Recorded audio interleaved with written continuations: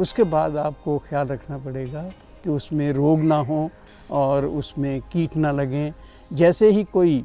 आपको रोग खेत में लगे तो इमीडिएटली उसको आप जो विशेषज्ञ हैं आपके उनसे कंसल्ट करके और उसमें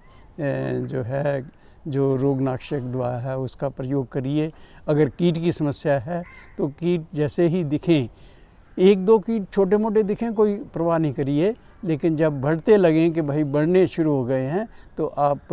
कीटनाशक का भी, और हर कीट के लिए अलग-अलग, हर रोग के लिए, हर कीट के लिए अलग प्रकार की दवाई जो होते हैं, रसायन होते हैं, तो वो आप विशेषज्ञ को कंसल्ट करके उसका प्रयोग करें। और जो वीडीसाइड का प्रयोग था, एक प्रयोग तो हम लोगों ने पेंडिमेथिलिन का शुरू में किया है और उसके बाद आप नॉमिनी गोल्ड का स्प्रे जो है वो 20-21 दिन के बाद जो है रुपाई के बाद, या अगर आपकी डीएसआर की क्रॉप है तो उसमें भी 20-25 दिन बुआई के बाद जब पहली सिंचाई आप करेंगे उसके इमीडिएटली 2-3 दिन के बाद जो है आप नॉमिनी गोल्ड का जो बाद में उगने वाले पौधे हैं, नहीं तो या हाथ से निकालने पड़ेंगे या जो है आप जो वीडीसाइड जो है खरपतवार नाशक हैं उनका प्रयोग 2 बार प्रयोग करेंगे। अब डीएसआर में तो 2 बार करना बहुत एसेंशियल है,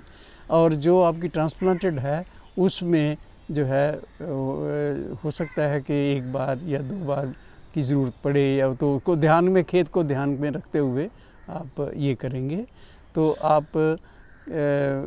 खेत में घास पर खरपतवार नहीं होने देंगे। और आप अगर कोई रोग वहाँ आता है या कीट आता है तो उसका नियंत्रण करेंगे और पानी जो है वो देते रहेंगे। सिंचित वाले में जो है, जो ट्रांसप्लांटेड है उसमें 7 से 8 सेंटीमीटर ज़्यादा पानी कभी नहीं खड़ा होना चाहिए, और जो डीएसआर वाला है उसमें आप पानी, जो मिट्टी जैसे ही फटने लगे शुरू हो, छोटी छोटी दरारें पड़ें तो उस वक़्त आप पानी देंगे। तो इस तरह से अगर आप मैनेज करेंगे तो आपकी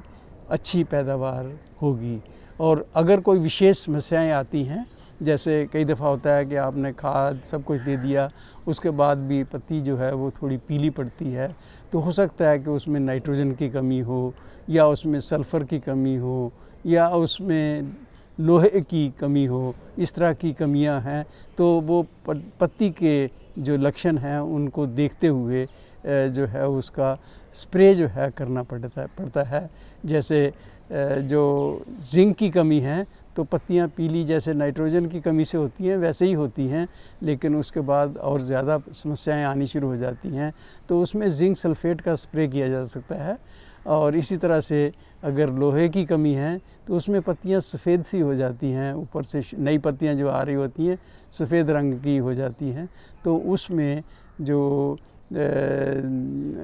आयरन का जो फेरस सल्फेट है उसका स्प्रे करना पड़ता है। तो ये आप अपने विशेषज्ञ से, अपने पास जो आपका कृषि केंद्र है या जो आपको सलाह देते हैं उनके